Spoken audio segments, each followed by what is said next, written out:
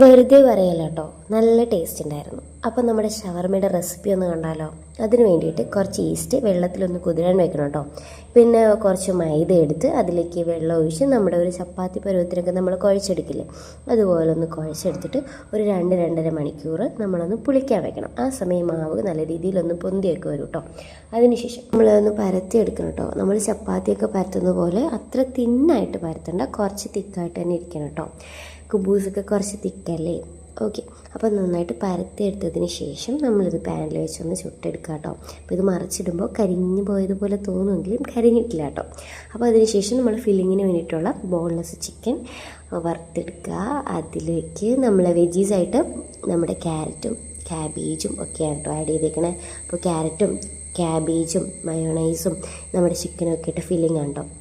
അത് പിന്നെ ഇതിലേക്ക് ഫില്ല് ചെയ്ത് ഒന്ന് റോൾ ചെയ്തെടുത്താൽ നമ്മുടെ ടേസ്റ്റി ഷവർമ ഇവിടെ റെഡി ആയിട്ടുണ്ട് കേട്ടോ.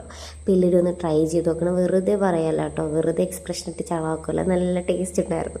അപ്പോൾ താങ്ക് യു ഹസ്ബൻഡ്. നിങ്ങളുടെ ഒപ്പീനിയൻസ് കമൻറ്റ് ചെയ്യാം കേട്ടോ. അപ്പോൾ ബൈ.